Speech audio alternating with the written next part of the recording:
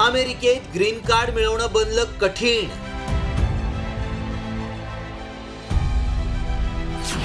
जोडप्यांसाठी कडक नियम लागू.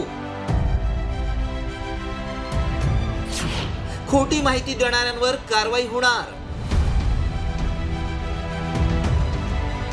अमेरिकेत वास्तव्य करायला मिळावं म्हणून अनेक भारतीय प्रयत्नशील असतात.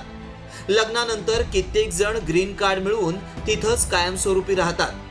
मात्र आता हे ग्रीन कार्ड मिळवणं तितकंसं सोपं असणार नाही, कारण अमेरिकेनं विवाहावर आधारित ग्रीन कार्ड अर्ज प्रक्रियेसाठी नव्या आणि कठोर मार्गदर्शक सूचना लागू केल्या.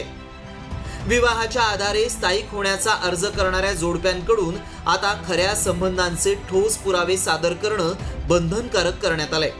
इतकंच नाही तर खोटी माहिती देणाऱ्यांची चौकशी करून त्यांच्यावर कडक कारवाई केली जाणार आहे. नव्या नियमांनुसार अर्जाच्या प्रक्रियेत अधिक पारदर्शकता आणि काटेकोर पडताळणी केली जाईल. जोडप्यांना एकत्र राहत असल्याचे पुरावे सादर करावे लागतील. प्रत्येक जोडप्याला मुलाखत द्यावी लागेल. अर्जदारानं विवाहावर आधारित स्थायिक होण्याचा अर्ज केला तर त्याच्या संपूर्ण इमिग्रेशन इतिहासाची काटेकोरपणे तपासणी होईल.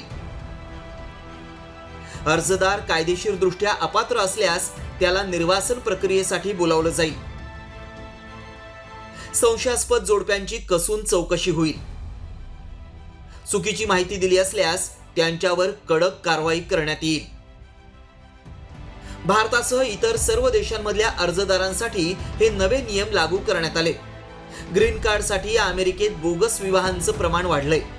मे महिन्यात आकाश मकवाना नावाच्या भारतीय नागरिकानं बनावट विवाहात सहभागी झाल्याची कबुली दिली होती.